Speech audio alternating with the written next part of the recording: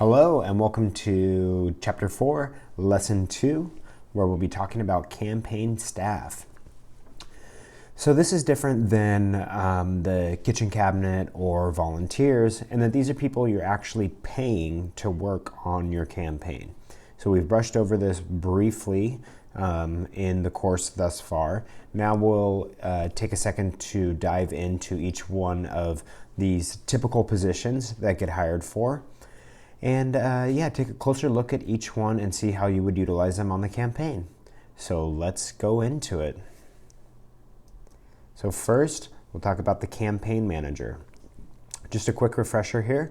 Here's our campaign governance structure that we've spoken about previously with the different positions. So we have a candidate on top and the kitchen cabinet horizontal to them. So they make all the big strategy decisions. They set the overall structure of the campaign and the messaging and policy platform. And just under that is the campaign manager. Then you can see the campaign manager ties together all the other pieces as they fit together. So that's a brief overview. So another way to think about the campaign manager is they're really running the show. So if you're have some history in theater, so the campaign manager, they're the director. So when everything is going full speed ahead, there's that one person that's calling the shots on everything that's happening in the day-to-day, or like on stage or on the set. They're the ones that are saying what's happening. But of course, there's like your producers and the people that are actually paying for this film to be made or this production to happen, or like the playwright who also puts the money into it, whatever. And then those people are the ones that are telling the director what to do. I don't know how good that analogy is. My theater and like production knowledge is very minimal. But that's a way of thinking about the campaign manager. So the most important thing to remember about a campaign manager, and when you're searching for one and hiring one, is that you want this person to bring order to chaos and be very process oriented. So campaigns can get totally insane. There's a million different things happening at once. There's people that are feeling very emotional about things. Everyone is working long hours. People get strung out. Tons of disagreements about tons of different things. And what you need the campaign manager to do is to try, is to try and bring order to all of that seeming chaos. So you're going to look for someone that understands how to put processes in place, how to put systems in place that keep people grounded in that process, and keeping like transparency and accountability, keeping all of those things in mind so that you're running a fine-tuned machine. That's the idea, is you want to go from something that's crazy and chaotic to a fine-tuned machine. The campaign manager and their function, they oversee all other staff. So they'll have a direct access to you, the candidate, and they'll also attend the kitchen cabinet meetings. So they'll be at this higher level of the campaign, but they're really the ones that are overseeing the day-to-day of all of the staff. As part of that, campaign staffers, they should go to the campaign manager if they have any concerns or ideas or anything. They should go to the campaign manager for that, meaning they're not going to you, the candidate, and they're not going and reaching out directly to people in the kitchen cabinet or anything like that.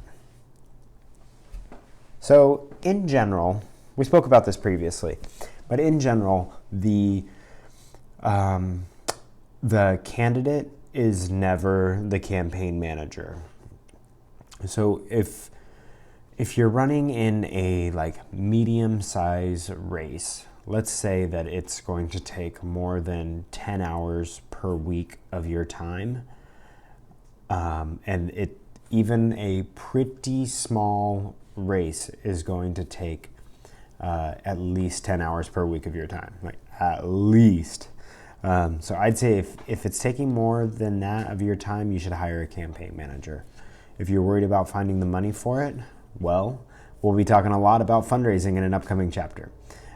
So It's part of the shtick. It's part of the deal. You're going to have to raise that money, and you're going to have to hire staff. So even if you're in a small race and you decide you need a campaign manager, there's lots of options about hiring someone part-time, hiring someone with little to no experience, like high schoolers or college. Well, high schoolers not going to be your campaign manager.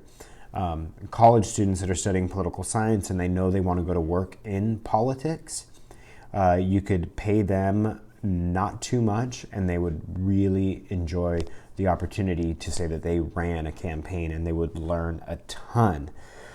So there's situations like that that you can keep your eyes open for.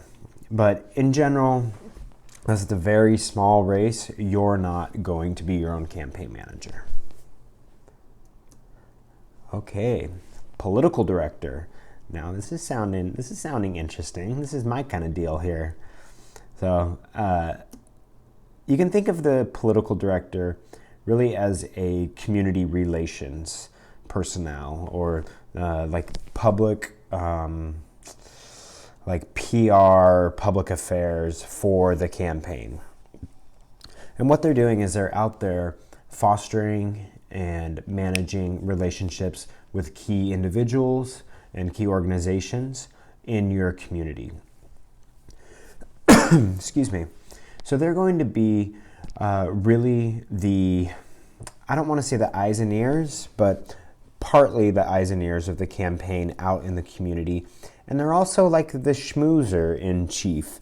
They're shaking hands, kissing babies, and promoting the campaign, learning about different community relations and where a little bit like more TLC could be applied with different organizations. That's a big chunk of their role. Another real huge chunk of their role is running endorsements. So we'll talk, we have a whole lesson dedicated just to endorsements of organizations and how to get them and what to do with them when you do get them. For now, I'll just say that for those of you that aren't familiar, all political organizations, for the most part, they endorse candidates in election cycles. So if 3 different folks are running for Assembly District 10, they'll come to the Conservation Club of Sutter County and say, hey, I want your endorsement. And the Conservation Club of Sutter County endorses only one candidate. And then that endorsed candidate enjoys benefits of being that endorsed candidate. So the political director is responsible on the campaign side of figuring out what all of those organizations are in your community or in your state or nation, if it's a larger organizations. So figuring out what all those organizations are that offer endorsements, and then figure out what that unique endorsement process is for that organization, and making sure that the campaign is totally on top of it. Because there'll be like a calendar of events. It's like, well, you have to seek their endorsement by this date, and then you have to fill out a questionnaire, and then you have to make sure that you show up to this meeting where you give your pitch and do an interview. And so it's an involved process for each organization typically. So the political director will be managing all of that, and there could be a lot of organizations with different endorsement processes. Third, the political director should be fully versed on the campaign message. They should be able to recite that 2-minute, 1-minute, 30-second, 1-sentence speech that we crafted earlier in the course. They should be able to recite that just as well as you, the candidate. They need to be super on top of the issues that you care about, how you speak about each one. They need to know that like the back of their hand, because they're going to be, that's the words and the emotions that they're evoking, the talking points that they're covering off on. All of that stuff is the same from you with this person. And really that point goes for any of the campaign staff, but it's particularly so for the political director. Okay, communications director. So this guy, he was actually the one in the picture here. I believe he was communications director to George W. Bush. Is that correct? Yeah, I think that was that guy's job. So communications director really, it is what it says it is there, and they need to know the campaign message inside out. That's the biggest point here, is all of those talking points that we developed about every single issue, they really have to know those like 100%. That's a big chunk of what they're doing, is when they field questions about these different issues, then they're going to need to know how to speak to them, frontward and backward. So for, let's provide a little bit better better definition here of communications director. So that's when you're speaking with the press or any sort of like media outlet, or recording anything that's going to be put out there for the general public, like blog posts and writing things or op-eds for the newspapers, press releases. So they're handling all of that. And I think I get into it right here, but just want to make sure I call that out at the top of this section. So they need to know the campaign message inside and out. They are the ones that earn the earned media.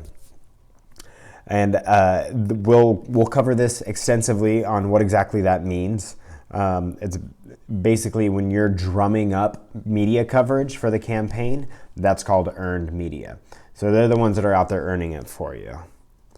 Additionally, they write and review content.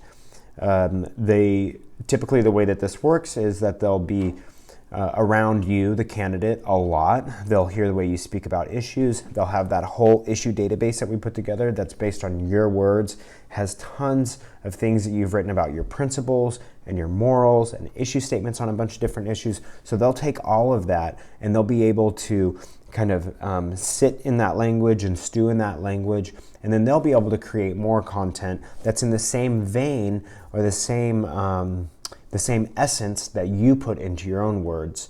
They'll be able to speak from that same perspective using that the same feeling underlying all of it, so that it sounds and feels like it's coming from you. And fourth here, they are the glue that brings all of these things together. So there's earned media, there's bought media, and there's social media. We'll talk about that in a future chapter. But they're the ones that make sure that all of that stuff is like cohesive, and that there aren't disparate parts of the campaign that are speaking about, or that are speaking on different platforms with a different feel. It shouldn't be the case that anybody's talking about issues with completely different stances. If that's happening, then you really need to get your house in order.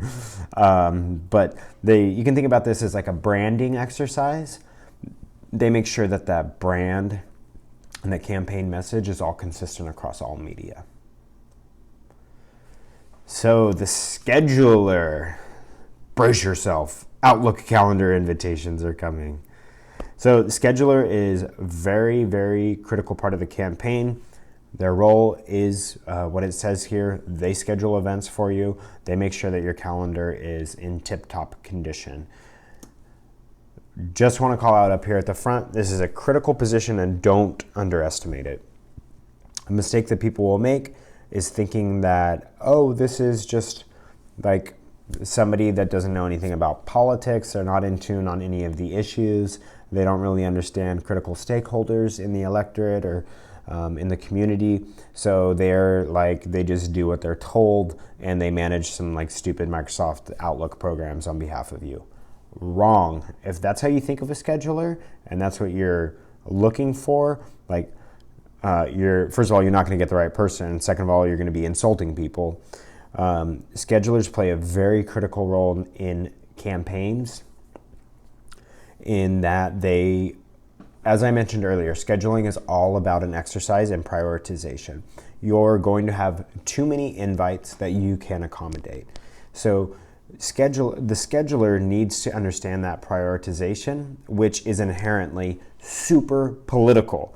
So if you have like two or three different, if you have 1 hour and it needs to be cut up in different ways and you have like 7 invites during that 1 hour, who you spend time with becomes a super political thing. It's like, well, why didn't he come to my dinner when he knew that we had people there that we needed to talk to, and they were presenting this award that Congressman so-and-so was going to be there. And so you can see how it all breaks out. It gets very gossipy.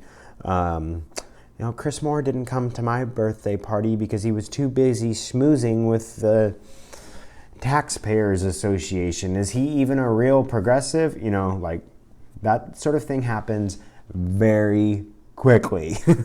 Very, very, very quickly. And it's super drama. So your scheduler has to understand all of that drama. So second point here is that if you are in a smaller race, you could find a superstar volunteer to take care of this for you. So that's just a decision that you have to make. If you have the resources, then campaign manager is first and then scheduler is second, I believe. That's my advice for you.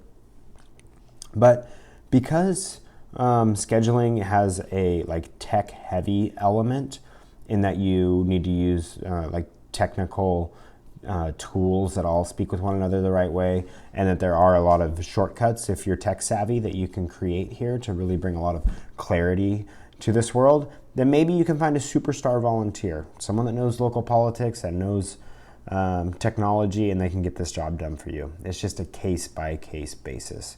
Hopefully you guys have that awesome superstar volunteer that can do the job perfectly and do it for free for you. I hope so. But if not, then it's one of the first places you're going to need to spend money.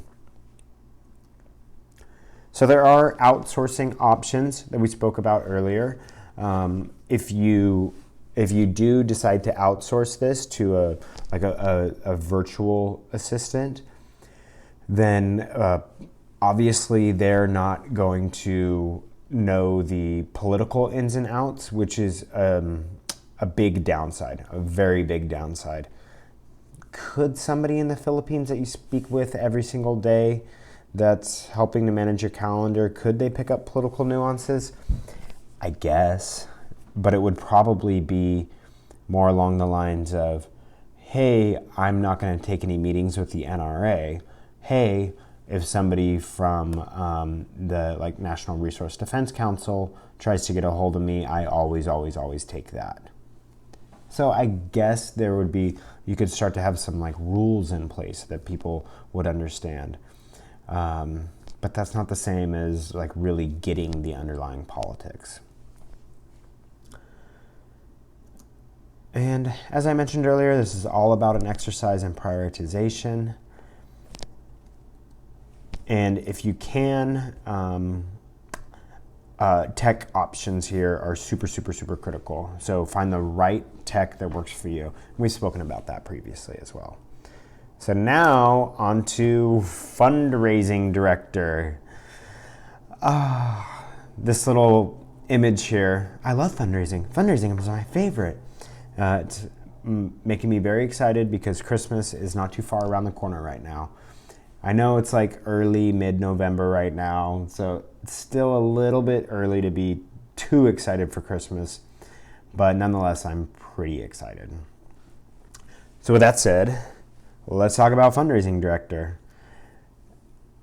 So some of the duties that they're going to have to cover, we'll list off here. The biggest one is going to be event planning. Everything that they do, most of what they do is going to have a pretty heavy event planning side to it. So when you're looking for a fundraising director, if it can be someone that has experience in event planning, that is a must.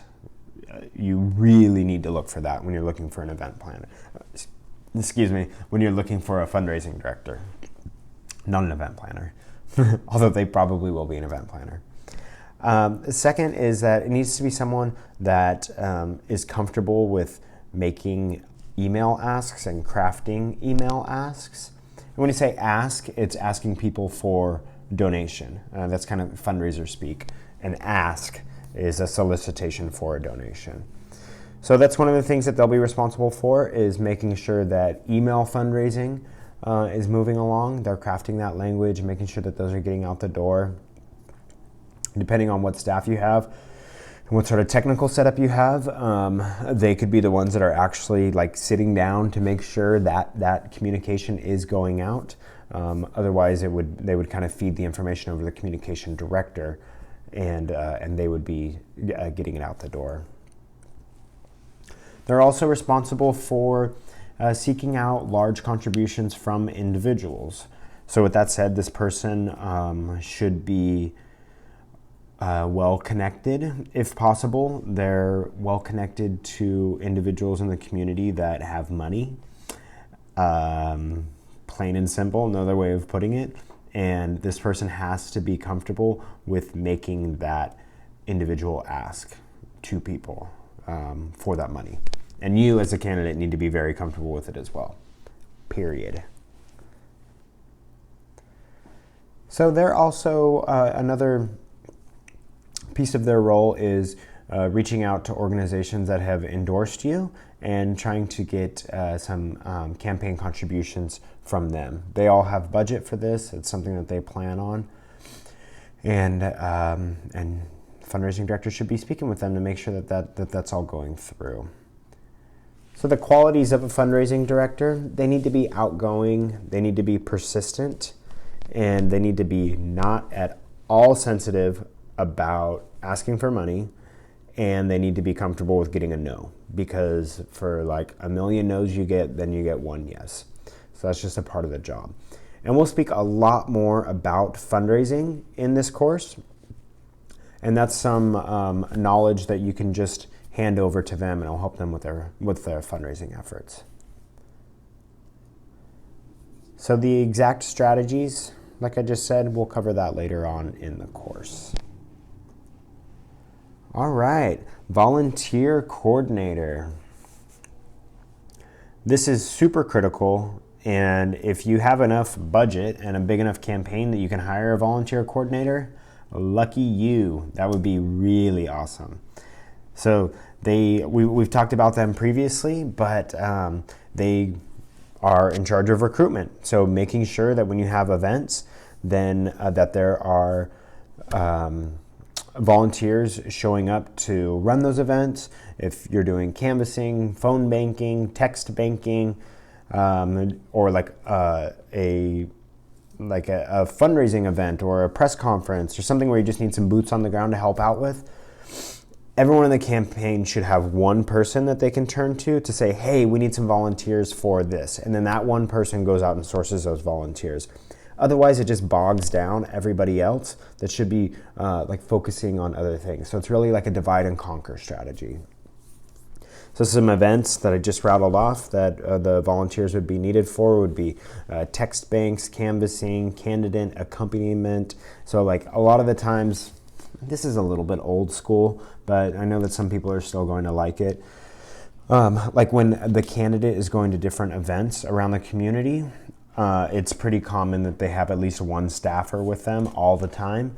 Someone that can just like hang on to business cards, or if the candidate gets into a really uncomfortable conversation and is being like somewhat harassed by someone, the volunteer that's with you should like be able to spot that. Or maybe you have some code language, like if you like scratch your ear 2 times in a row, something like that, then they know to come and grab you and say like, oh, hey, we have this thing we have to go do or whatever to get you out of there.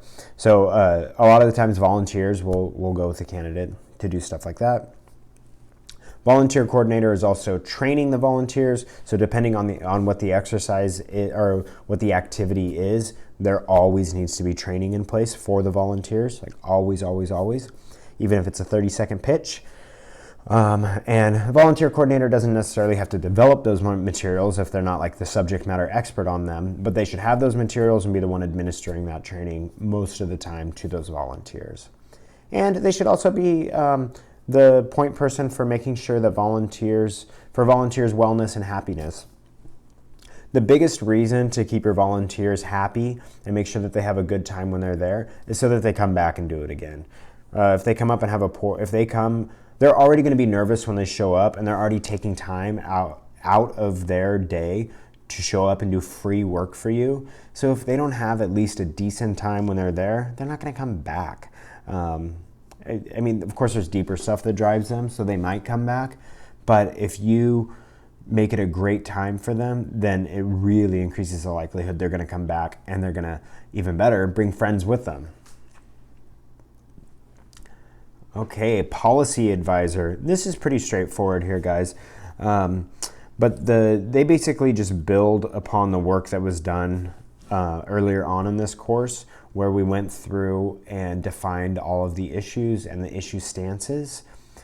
And then they take that over and own it moving forward. So if new issues come in, they add to that. If there needs to be like a reconfiguration or reformulation of some of your issue statements, they'll do that. And they really just own that issue database moving forward. And they'll probably want to take that issue database and turn it into like a binder. So each one of those cells that we put together, each one of those tables that we put together for each issue, you can just do a simple copy and paste, or do like a mail merge and turn it into a Word document. That's super easy to do, guys. And I'll find a link to a video that describes how to do that. There's a million, very easy. And then you can turn that Excel sheet into a series of pages. So you have a one-pager on each issue. And then it can be like your policy binder. So the policy advisor would own all of that. They would also meet with issue advocacy groups to learn more about the issues that are already in there, and to just configure or to if they need to reconfigure policy points, they'll be meeting with these like true subject matter experts in these advocacy groups to better understand the nuances of the policy to make sure that they're getting it right. This is a really key part, because somebody that plays your policy advisor on your campaign, they're really setting themselves up to be like a legislative director when you get into office. And chances are they could be going into a job like that in the future anyway. So if they're already fostering these relationships with issue advocacy groups, that's much better, because once they're in office or working as a legislative director, they're going to need those relationships. And when you're in office, you're going to want them to already have those relationships. It doesn't mean that they're like bought and paid for by that lobbying group or that issue group, but that relationship and that subject matter expert from those issue advocacy groups is very critical, very valuable. So they also refine the messaging. So they pay attention to your personal brand and to the issues that are feeding into the campaign message, and then make sure that that campaign message is staying on point and evolving as needed throughout the campaign. So they would work closely with the political director to ensure that that's happening. So that covers it for most of the campaign staff that you will come across and that you will likely want to hire. The big call out that I want to leave you with here for this lesson is that depending on the size of the campaign that you're running, you probably won't be able to hire all of these people because you're not going to have the budget for it, and it's just not that big of a campaign. So the next best option would be able to find a superstar volunteer that's able to commit the time that's needed to do these jobs for you. I know that's a huge lift, it's a big ask, so good luck in doing it. That's really all I can tell you. You can lean heavy on close friends and start from there. But the next option after that is that you'll be playing these roles as the candidate. And since all of this stuff is in your head and coming from your head anyway, it's not as difficult as it sounds to pick up a few of these roles. I wouldn't do something like volunteer coordinator that involves like spreading you very thin across tons and tons of people. But some of these other, like policy advisor, political advisor, those are things that you could do yourself fairly easily. So that's it for lesson 2 on campaign staff. If you have any questions, as always, drop them in the comments over here or try and shoot me a Snapchat and I can hopefully get back to you there. But good luck with this, guys. We'll see you in the next lesson. Thanks a lot.